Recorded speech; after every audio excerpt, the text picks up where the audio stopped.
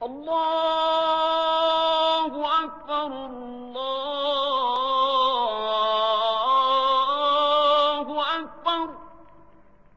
C'est que dit notre religion concernant les interdictions en mariage entre nobles et griots, entre peuls et forgerons, entre dogons et pêcheurs, entre ci et ça.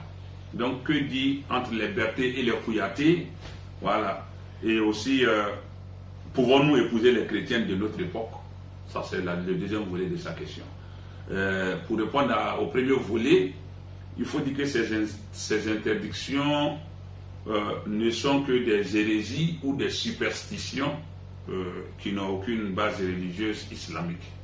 Et pour preuve, concernant cet état de fait, Allah lui-même a mentionné le comportement des fils d'Israël dans le Coran, où il nous dit au chapitre 6, verset 138, il dit وَقَالُوا هَذِهِ أَنْعَامٌ وَحَرْثٌ هِجْرٌ لَا يَطْعَمُهَا إِلَّا مَنْ نَشَاءُ بِزَعْمِهِمْ وَأَنْعَامٌ حُرِمَتْ ظُهُورُهَا وَأَنْعَامٌ لَا يَذْكُرُونَ اسْمَ اللَّهِ عَلَيْهَا افْتِرَاءً عَلَيْهِ سَيَجْزِيهِمْ بِمَا كَانُوا يَفْتَرُونَ. Allah nous dit, parlant des fils d'Israël, selon eux-mêmes leurs prétentions, ils dirent voici des espèces de bétail et de récoltes réservées auxquelles ne goûtent que ce que nous voulons, selon leurs prétentions. Des espèces de bétail interdites à l'usage du transport et d'autres sur lesquelles il ne prononce pas le nom d'Allah et par mensonges inventés sur lui. Et il les récompensera pour ce qu'ils inventèrent comme mensonges. Chapitre 6, les bestiaux, verset 138. Et il dit encore au verset 140 du même chapitre, il dit قَدْ خَسِرَ الَّذِينَ قَتَلُوا أَوْلَادَهُمْ سَفَهًا بِغَيْرِ عِلْمٍ وَحَرَّمُوا مَا رَزَقَهُمُ اللَّهُ افْتِرَاءً عَلَى اللَّهِ قَدْ ضَلُّوا وَمَا هُمْ مُهْتَدِينَ. Donc Allah dit ici que ils ont effectivement perdu ceux qui ont tué leurs enfants par faiblesse d'esprit et sans se baser sur quelques sciences.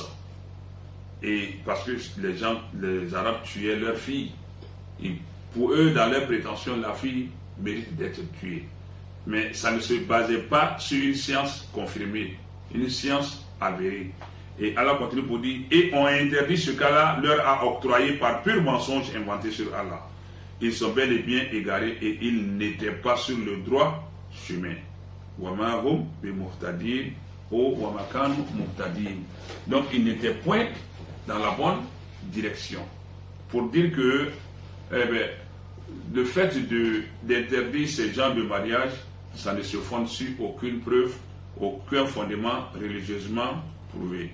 Et la preuve, Allah nous dit dans le Coran, au chapitre 49, Surat al-Hujurat, les appartements, verset 13, il dit Ya ayyuhan nas, ô vous les hommes, inna khalaqnakum min dhakarin wa unsa, nous vous avons créé à partir d'un homme et d'une femme. Wa ja'alnakum shu'uban wa qaba'il, nous avons fait de vous des tribus, c'est-à-dire des peuples et des tribus, lita'arafu, afin que vous connaissiez mutuellement. Inna akramakum inda Allahi atqakum, le meilleur d'entre vous auprès d'Allah Ta'ala, c'est le plus pieux. Ici, la supériorité d'une ethnie à une autre, d'une race à une autre, d'une tribu à une autre, d'un clan à un autre, n'a aucun fondement. Le seul critère, c'est la piété. C'est la piété qui est le seul critère pour prétendre à être au-dessus de quelqu'un. Et encore là, si on veut aller en profondeur, quelqu'un qui a la piété n'ose jamais imaginer qu'il est mieux que quelqu'un d'autre encore. Parce que cette piété-là va l'empêcher de le penser. Dans ce sens que Allah nous dit, voilà, tout ça, ne vous décernez pas le diplôme de la piété, c'est Allah qui connaît qui est le mieux, le plus pieux. Donc ici même, la piété même qui est en même de nous conférer le statut de noble, de supériorité à d'autres, auprès d'Allah, c'est ce qui compte. Mais celui-même qui, même ne serait-ce que sentirait une petite piété en lui, va jamais s'appuyer sur cela pour prétendre à être supérieur à quelqu'un d'autre, au point même de s'en enorgueillir, d'en faire une vanité, une ostentation. Donc d'ici là, nous pouvons dire que donc le meilleur même des hommes ne peut se connaître que par sa piété. Mais aussi par cette piété, personne ne peut déterminer celui qui est meilleur que Allah lui-même. Il est le seul habilité à décréter la supériorité de l'un ou l'autre de ses serviteurs. Donc partant sur cette base, Allah nous met en garde de ne pas prendre en dérision les uns les autres, de ne pas nous auto-suffire, de ne pas nous auto-sanctifier. Il dit au Coran, dans le chapitre 49, toujours les appartements, verset 11, il dit, Ya ayyuhalladhina amanu, ô vous qui avez cru, la yaskhar qawmun min qawmin, asa an yakunu khayran minhum, ô vous qui avez cru, que des gens ne prennent pas en dérision d'autres personnes, car il se peut que ceux-là soient mieux qu'eux. Et donc, partant de tout ça, il n'y a aucun fondement à dire que le peul ne peut pas marier le griot. Celui qui le dit devra rendre compte devant Allah Ta'ala demain sur quoi il s'est appuyé pour le faire ou pour le dire. Celui qui le fait pour empêcher un mariage va rendre compte à Allah Ta'ala. La seule manière d'empêcher un mariage, le prophète nous a dit sallallahu alayhi wa sallam, Man ataakum aw iza ja'akum man tardawna dinahu wa khuluquhu fazawijuhu. Il nous a donné un seul canevas, un seul critère. Il dit, s'il vous vient quelqu'un qui a une bonne pratique religieuse et une bonne moralité, donnez-lui à marier. Voilà les seuls critères sur lesquels le prophète s'appuie sur le salam. Dans un autre hadith, ça va plus loin pour dire, et qui arrive à se suffire. Parce que lui, il le dit dans un autre hadith, s'adressant à la jeunesse, il dit, Ya ma'ashara shabab, aux jeunes gens, man istata'a minkum al-ba'a falyatazawwaj. Aux jeunes gens, quiconque d'entre vous peut supporter le ménage, peut assurer la responsabilité d'un ménage, falyatazawwaj, qu'il se marie donc. Innahu ahsanul farj, ça va l'aider à mieux préserver sa chasteté. Wa araddu lil basar, et puis lil basar, ça va l'aider à préserver son regard. Faïlam yastati fa'alayhi bisawm, celui qui ne peut pas, faman yastati fa'alayhi bisawm, qu'il jeûne, celui qui ne peut pas qu'il jeûne, fa'innahu lahu wija, le jeûne va l'aider à se calmer un peu, à baisser un peu de sa tension. Donc voici les critères. Il y a aussi la moralité religieuse, la moralité sociale, et puis il y a la capacité à assurer un ménage. Donc voici les critères. C'est sur ça on peut accepter ou refuser de faire le mariage avec un tel ou une telle. Mais allant sur la considération tribale, ça c'est condamnable et condamné, parce que ça c'est des pratiques sataniques. C'est le Satan qui a amené cela en disant que lui il est mieux que notre père Adam, alayhi salam, et donc que Allah l'a créé, khalaqtani min nar wa khalaqtahu min tin, tu m'as créé de feu et lui tu l'as créé de terre. Donc la discrimination est partie de là, partie du Satan. Allah il déteste ce genre de fait, ce genre de comportement. Et donc en te prévalant d'être mieux que quelqu'un, rien ne le démontre, il va falloir alors te préparer à aller comparer devant Allah pour démontrer cela. Donc qu'un peul ne marie pas un griot, il n'y a pas de fondement à ça. Il n'y a pas un peul, un griot ne se marie pas à un forgeron, ou un peul ne se marie pas à un forgeron. C'est des fausses théories qui ne tiennent pas, islamiquement parlant. Et quiconque s'adonne à ce genre de comportement, tu es assimilé à ceux qui ont vécu dans la période pré-islamique, c'est-à-dire la période de la jahiliya, de l'obscurantisme, de l'ignorance par excellence. Donc il faut éviter cela, au risque de se faire non seulement détester par Allah, mais aussi de se faire châtier par lui le jour du Juma dernier, parce qu'il va falloir produire les preuves qui te poussent à faire cela, à la discrimination raciale, tribale, ethnique, je dirais aussi xénophobie, tout ça. Et donc il faut l'éviter. Parce que, mine de rien, quand on dit un peul ne se marie pas à un forgeron, mais ça, c'est parce que c'est un pauvre qui se présente à nous, parce que nous sommes dans un monde matérialiste aujourd'hui. Sinon, les blancs qui nous importent le lait d'Europe, là, les blancs qui ont de grandes propriétés, de grandes fermes de bœufs, Si un blanc vient aujourd'hui, lui il est peul. Parce que le peul aujourd'hui, c'est celui qui garde les bœufs qu'on pense qu'il est peul. Donc un blanc qui a un grand parc de bétail, il vient débarquer à Abidjan ici, il vient de Hollande ou bien de Danemark, de France. Il a un grand troupeau de bœufs, de chèvres, de moutons. Il vient à Abidjan et puis, ou bien au Mali, au Burkina, en Guinée, il dit veut marier ta fille, mais toi tu es un forgeron. Tu vas dire que non, on est forgeron, on ne marie pas les peuls. Non. Tu vas vite donner ta fille parce que lui, il a de l'argent. Même quand on dit forgeron aussi, ça c'est parce que quelqu'un qui fabrique couteau à être devant la route là-bas. Sinon, quelqu'un qui fabrique les tôles de voitures, c'est un forgeron. Le forgeron, c'est le métallurge, là, celui qui fait la métallurgie, tout ça, qui fabrique le fer. Hein? Donc celui qui fabrique d'abord artisanalement, c'est un forgeron. Mais celui qui le fait industriellement aussi, c'est un forgeron. Celui qui fabrique les couteaux de façon artisanale, c'est un forgeron. Mais celui qui le fait aussi de façon industrielle, c'est un forgeron. Mais celui qui a une usine d'abat, de couteaux, de pelles, de marmites, de casseroles, lui il vient aujourd'hui, il dit veut marier ta fille. Tu ne vas pas dire que non, c'est un forgeron, il fabrique les canaries, les ustensiles, tu ne vas pas donner, tu vas vite donner. S'il y a moyen même de donner sa soeur, tu vas ajouter la soeur dessus. Hein? Tu vas ajouter la soeur dessus. Et même si il a des enfants, tu vas dire si vous avez encore de quoi marier, venez, non, on en a. Mais c'est parce que c'est le pauvre qui vient là avec sa petite daba, hein, tout ça là, voilà. Alors que dans son âme, dans son esprit, dans son corps, dans sa moralité, dans sa spiritualité, il est mieux que nous. C'est lui-même qui refuse la fille à quelqu'un de passant. Et puis être peul, ça ne veut rien dire. Ça ne veut rien dire parce que c'est la religiosité qui compte. Et puis, regardez, on assimile le peul à une ethnie. Mais le forgeron, ce n'est pas une ethnie, mais c'est une activité. Mais comment refuser sa fille à quelqu'un parce qu'il pratique une activité? Hein? On dit le griot, c'est ceux qui font la maroquinerie. Hein? Ceux qui cousent les peaux, les cuirs, là. C'est eux qu'on appelle en doula guéri. Hein? Qui font, qu'on voit en ville, là. Hein? Ils cousent, ils fabriquent les porte-monnaies. Voilà, c'est eux qu'on appelle généralement guéri. C'est ceux qui font la maroquinerie. Mais quelqu'un qui fabrique ceinture en cuir, qui a une usine de ceinture en cuir, qui fabrique les sacs en cuir, mais lui aussi c'est un griot, c'est un guéri.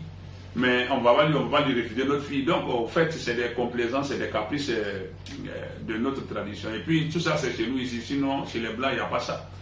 Chez les blancs, chez les occidentaux il n'y en a pas. Les gens même bien réfléchis, il n'y en a pas. Les gens même qui sont très religieux, ils n'ont pas ce genre de comportement. Donc c'est des comportements d'ignorance, d'obscurantisme, de l'esprit pré-islamique. Donc c'est condamné par le professeur Sallam. Quiconque va à l'encontre de ce principe, du principe de la piété et de la bonne moralité, ce sera dressé contre Allah, donc qu'il s'apprête à comparaître pour répondre de ses agissements. Maintenant, parlant du mariage du musulman avec les chrétiens de notre époque, soyons assez clairs. Ici, il n'y a pas la complaisance. Hein? Il ne faut pas chercher à plaire aux gens. Allah a été clair dans le verset, mais souvent, quand on refuse de voir, on ne voit pas. Il n'y a pas plus aveu que celui qui refuse de voir. Dans le verset sur lequel tout le monde s'appuie, pour dire que le musulman peut marier la chrétienne, mais c'est l'inverse qui n'est pas possible. Le seul verset où tout le monde s'appuie pour dire que le musulman peut marier la chrétienne, là, c'est sur le même verset aussi que tous ceux qui contestent aussi s'appuient. Maintenant, il va falloir démontrer par le verset que ce n'est pas n'importe quelle chrétienne. C'est pourquoi la question est claire. Est-ce que le mariage du musulman peut se faire avec les chrétiennes de notre époque? Voyons le verset. Allah dit dans le verset, chapitre 5, Surat al-Ma'ida, le festin. Pour certains essais de traduction, c'est la table servie. Au verset 5. Verset 5, chapitre 5. C'est dans ce seul endroit-là que tout ce débat-là est orchestré. Allah dit quoi? Al-Yawma, aujourd'hui, on vous a permis tout ce qui est bon et pur. On vous a permis tout ce qui est bon et pur. Et Allah continue. C'est là que je veux qu'on fasse attention.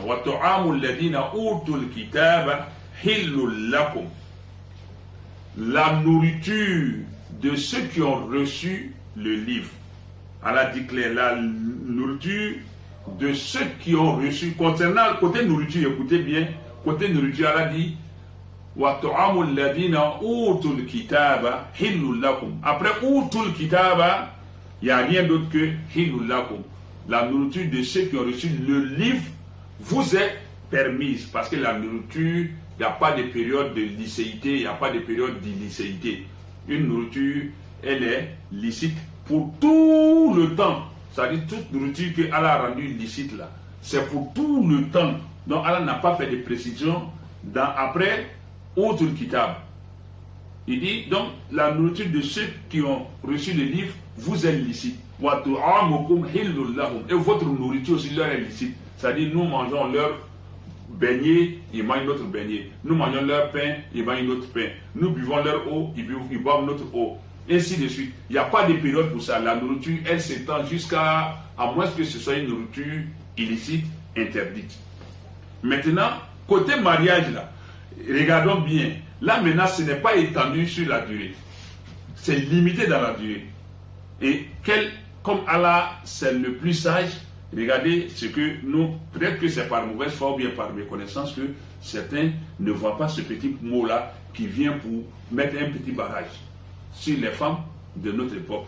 Et Allah continue, il dit ici, wal muhsanat min al mu'minat, et les femmes chastes parmi les croyants. D'abord, la taille, la forme, le teint, le modèle que tu cherches là, il faut d'abord chercher parmi les femmes musulmanes croyantes. Quand tu as épuisé ta cartouche là, wal muhsanat min alladhina utul kitaba min qablikum là est venu maintenant. Et maintenant, les femmes chastes parmi ceux qui ont reçu le livre, Allah dit maintenant avant vous. C'est-à-dire ceux qui étaient chrétiens avant que Muhammad sallallahu alayhi wa sallam ne soit proclamé prophète.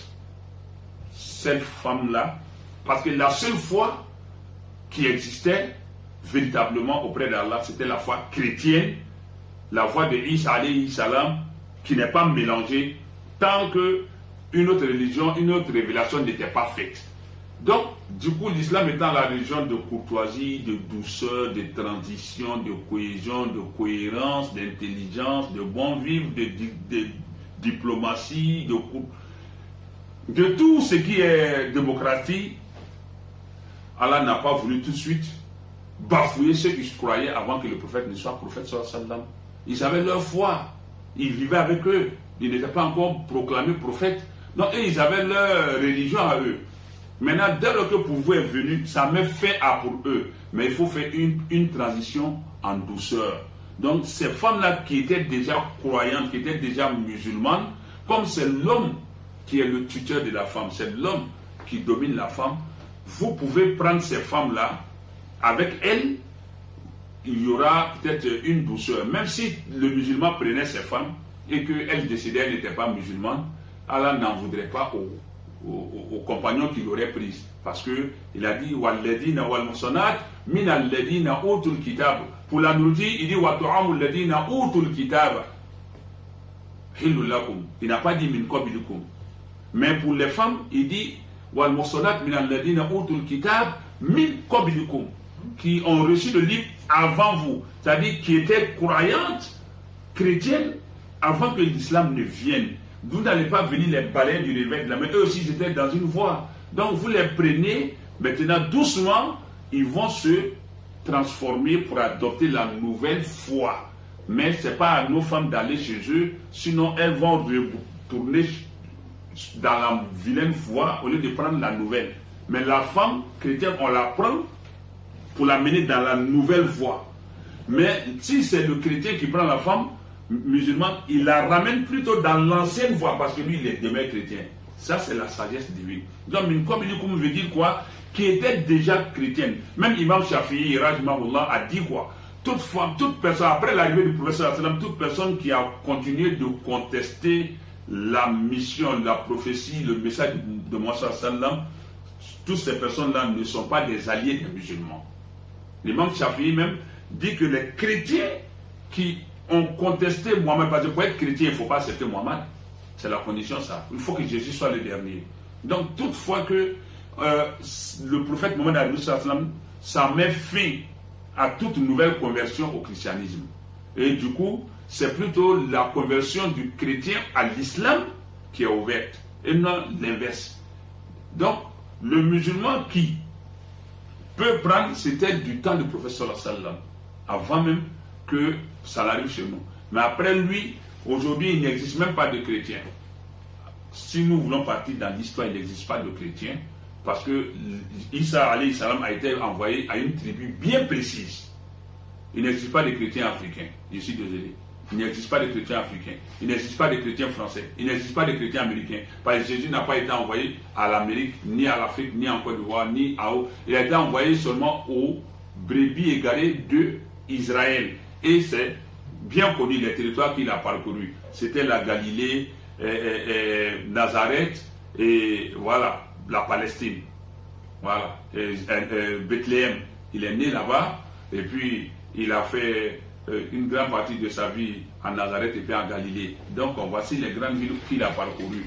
Et donc parlant de ça, hors de ce territoire, il n'y a pas de chrétiens. Maintenant, toute personne qui dit qu'un musulman peut marier une chrétienne, mais Allah nous dit dans le Coran, au chapitre 4, verset 82, il dit Afala yatadabbaruna al-Qur'an law kana min indi ghayri Allah la wajadu fihi ikhtilafan kaseera. Il dit mais ne réfléchissent-ils pas sur le Coran, n'analysent-ils pas le Coran, n'étudient-ils pas le Coran? Si le Coran venait d'une autre personne, d'une autre source que Allah, on trouverait beaucoup de contradictions. Or, il n'y a pas de contradiction dans le Coran. Or, en mariant une chrétienne, de facto, on impose une contradiction dans le Coran. Je vais m'expliquer. C'est pourquoi ceux qui permettent qu'on marie, et ils permettent, et puis à la fin, ils disent, mais ce qui est mieux, il faut laisser pour plan musulman. Ah, tu peux choisir mieux que pour Allah. Pourquoi ne pas dire dès le départ, là, prenons le mieux, que de vous montrer qu'un musulman peut prendre une chrétienne, et puis à la fin, tu dis, mais nous, on ne conseille pas de prendre ce qui est mieux, il faut laisser pour prendre musulman. Tout le temps que tu as fait pour développer qu'on peut prendre là, ton mieux là, tu disais ça et puis c'était fini. Ton mieux là, tu dis ça et puis c'est fini. Mais tu essaies de contredire Allah, te trouver des détours, des ruelles là, des blocs pour sortir, tu es bloqué maintenant, tu dis ce qui est mieux, on n'a qu'à faire marche arrière. Maintenant, pour montrer que Allah, le Coran, il est conséquent, chapitre 4, verset 82, hein, Allah dit il n'y a pas de contradiction. Dans le Coran 1, Allah dit de ne pas approcher nos femmes en état d'impureté, c'est-à-dire quand elles sont en menstru ou en lochi, jusqu'à ce qu'elles se purifient. La purification est à deux niveaux. L'écoulement du sang cesse, c'est la première purification. Et puis elle fait le grand lavage, c'est la seconde purification. En ce moment, elle peut rentrer en adoration. Mais dites-moi, la purification de la Janaba, elle est prescrite à qui? Aux musulmans. Tu maries une femme chrétienne, tu couches avec elle, elle accouche. Et puis, Janaba là, elle ne va pas faire. Toi, tu vas coucher avec elle. Allah se contredit ou elle ne se contredit pas. Il te permet de la marier. Mais Janaba, il dit de ne pas approcher ta femme. Ça veut dire que si tu as marié une femme chrétienne là, toi, tu as un seul coup à faire avec elle. Un enfant, tu n'as plus le droit de faire enfant avec elle. Parce que tant qu'elle n'a pas fait Janaba, tu ne dois pas coucher avec elle. Or, elle ne va jamais faire Janaba. Allah dit, Wala takrabu nisa fil mahid hatta yatuhurna. N'approchez pas les femmes pendant leur période de menstruation jusqu'à ce qu'elles se purifient. Et tous les savants sont unanimes que la purification, c'est deux niveaux. L'écoulement du sang a cessé, elle est purifiée.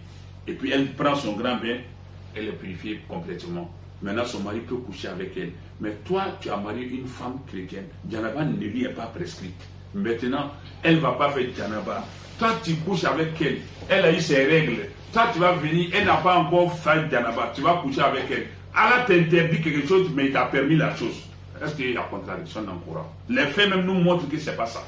Même Minkobilikum là, d'abord, mais avait fini le débat depuis. Alors pourquoi la nourriture n'a pas dit Waladina Utul Kitaba, Watuamu Ladina Utul Kitaba Minkobilikum? Il n'a pas dit là-bas. Parce que la nourriture, ça s'étale. On mange la nourriture quand maintenant. Tu vas dans un restaurant, boulangerie, pâtisserie, c'est tenu par souvent des chrétiens. On mange la nourriture, il n'y a pas de problème.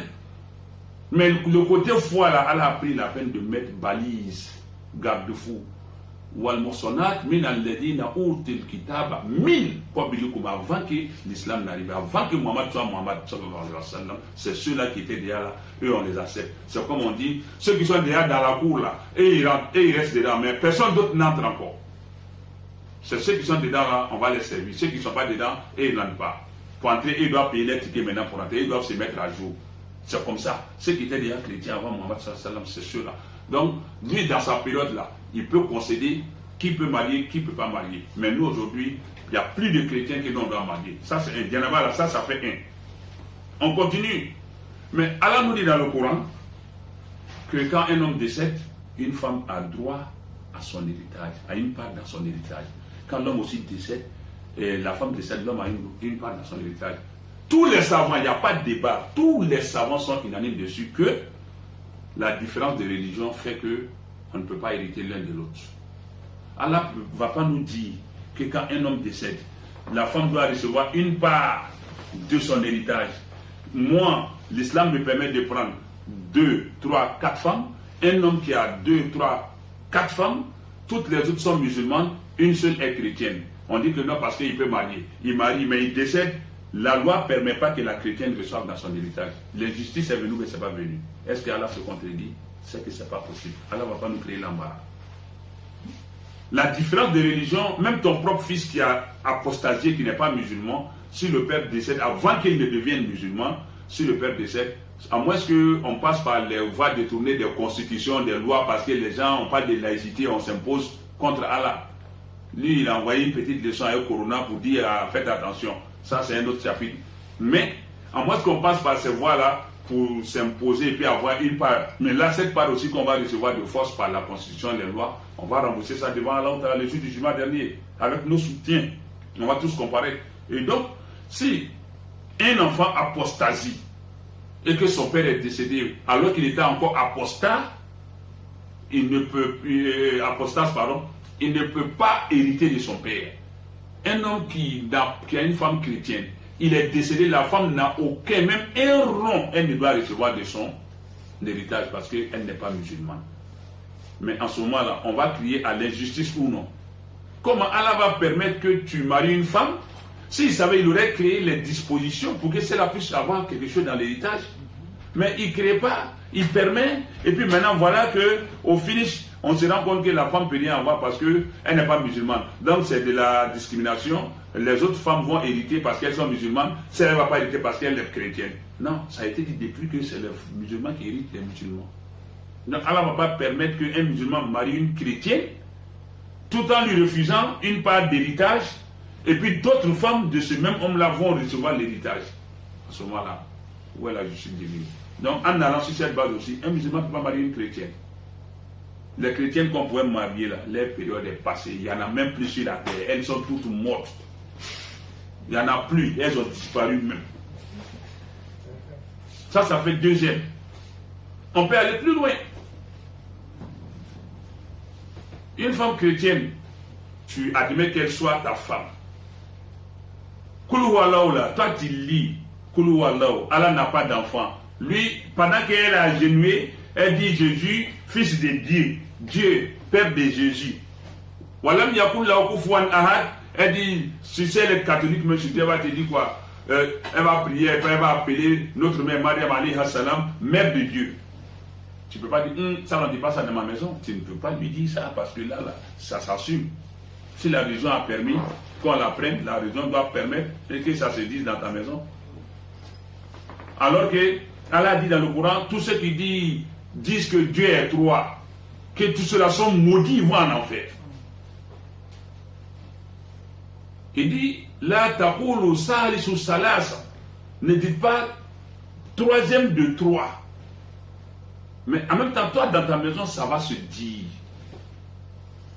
Mais si tu t'opposes, c'est que c'est inconséquent. Ça ne tient pas, ça ne tient pas. Ça ne tient pas. Donc, Allah nous dit dans le Coran, chapitre 4, verset 82, est-ce que les gars réfléchissent bien le Coran? Si ça venait d'autre que Allah, on trouverait des contradictions dedans. Pour dire qu'il n'y a pas de contradiction dans le Coran. C'est cohérent. Le Coran est très cohérent. Mais seulement, c'est nos passions nos émotions, nos sensibilités, nos sentiments, nos caprices qu'on veut gérer. On veut essayer d'après les jeunes, on veut qu'être avec la religion. Non, non, la religion c'est la fermeté, pas la fermeture en tout cas, mais c'est la fermeté. Donc, ça c'est un. Et puis l'éducation de l'enfant. L'enfant va être tiraillé entre deux fois opposés. Opposés, même carrément opposés. Sans vouloir faire de polémique, quand on me dit que on veut l'union, le rapprochement des confessions, c'est vrai, mais on ne sait pas à n'importe quel prix. La religion de nous n'est pas pour nous. Allah dit dans le Coran, ne vendez pas mes versets à vil prix. On ne va pas brader la foi musulmane quand même. Sans, tout le monde est jaloux de sa foi. Les juifs sont très jaloux de leur foi. Les vrais chrétiens sont très jaloux de leur foi, même s'ils n'ont pas dans la bonne voie.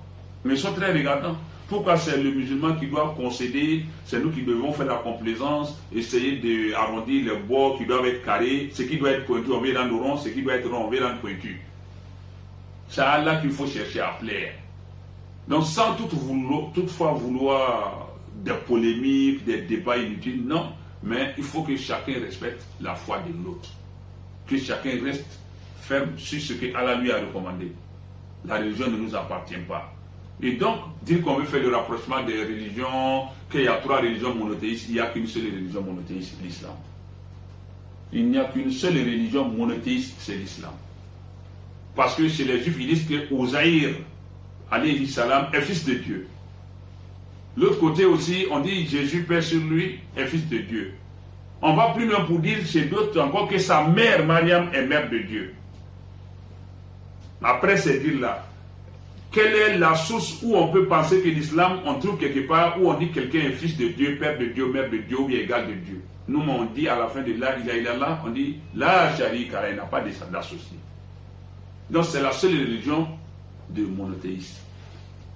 Donc il ne faut pas faire l'amalgame entre les choses. Donc le mariage entre un musulman et une chrétienne, ce mariage est nul et de nul effet, il est caduc, il est interdit en islam. C'est un mariage qui est sans aucun fondement. Parce que le verset est clair.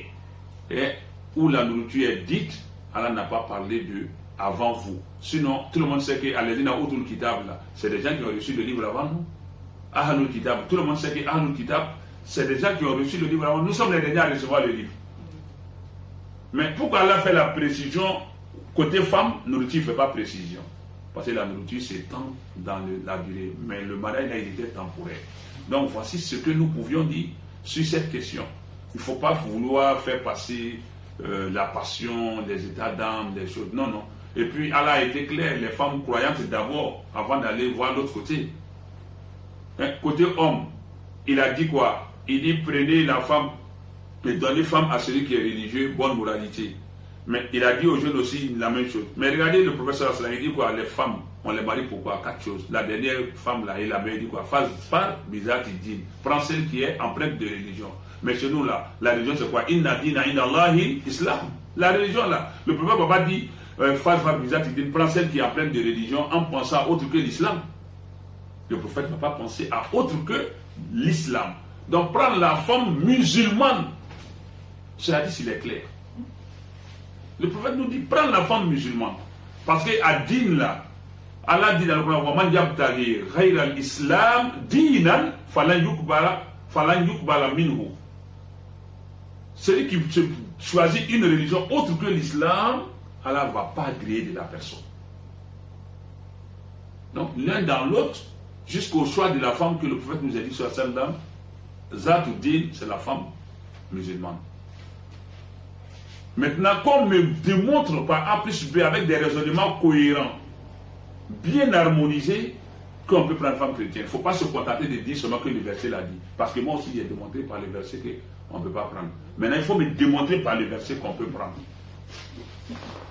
Et puis avec des faits bien palpables, bien concrets qu'on ne peut pas prendre. Notamment Djanaba, accouchement, Lochi, Dieu est 3, Dieu est 4, ceci, cela. Hein? Même je pouvais aller plus loin pour montrer des versets où Allah dit de ne pas prendre pour allier ceux-là même qui attribuent enfant à Dieu, ceux-là même qui prennent Jésus comme Seigneur, hein, dans ta maison, moi tu dis, hé Allah, sauve-nous, et en train de dire Seigneur Dieu, ta femme est en train, à genoux, en train de, devant la statuette, dit, alors que la statuette même est interdite à l'islam, et même dans la Bible. Ça dit, mieux vaut, on dit souvent en doula, tchè, quand on a mort, quand on a tchè, ne me touche pas mon frère, c'est mieux que mon frère, lève-toi sur moi. Voilà, mieux vaut guérir, mieux vaut prévenir que guérir.